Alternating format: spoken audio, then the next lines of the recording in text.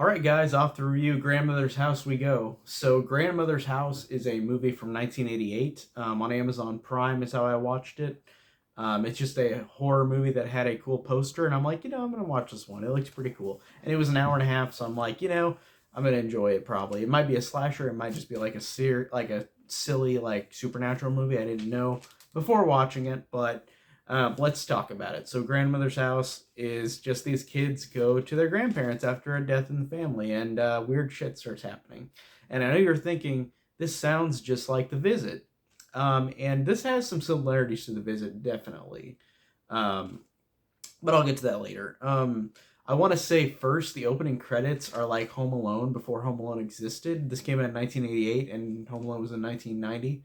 And the opening credits are literally just the Home Alone credits, where like it's a blue house with the credit names on the title sequence. And I just thought that was such a funny similarity to something that I guess Home Alone could have ripped off, because Home Alone ripped off Dial Code Santa Claus as well a year earlier. That French movie about the serial killer dressed as Santa Claus. So Christopher Columbus, I guess, is copying everything.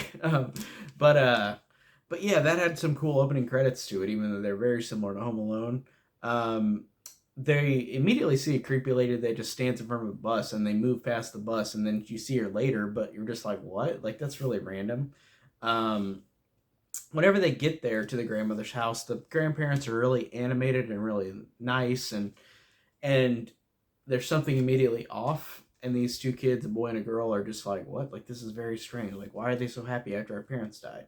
Um, there was even a scene where like a kid, like a dream sequence where one of the kids goes in there downstairs and finds a dead body, and then the grandpa screams at him and cuts his throat, but then he wakes up and it's like not real. But usually those dream sequences annoy me, but that one I thought was totally fine for this. I mean, I know it was padding for the movie, but it was fine.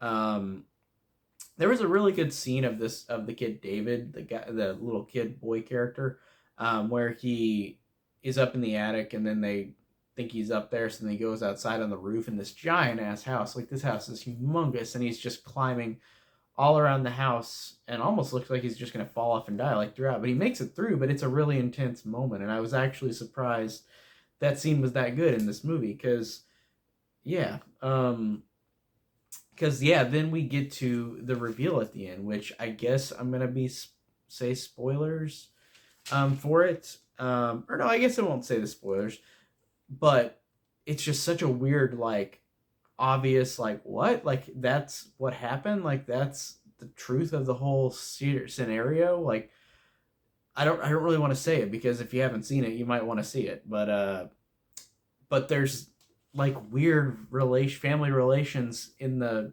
reveal, and I'm like, what? That's very, I mean, that's kind of cool, but it's gross. But I mean, I expected it to do something cool like that, like gross like that.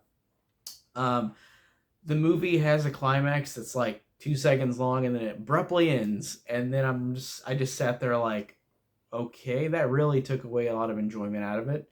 Um, Really, overall, this one just kind of suffered from being mostly boring, with a few good, like, serious, like, moments like that were good. The ending was fine. I liked the reveal, but then it just abruptly was like, credits, boom, and that was it. And I was just like, wow, okay, that's just too abrupt for me. Like, it kind of annoyed me. It didn't feel like it was built upon like something like Black Christmas, where it's like, what's gonna happen. um this one, the ending in this one, it was like, it felt complete, but it was just abrupt, and I was just like, that made it too quick to kind of, and it kind of bugged me.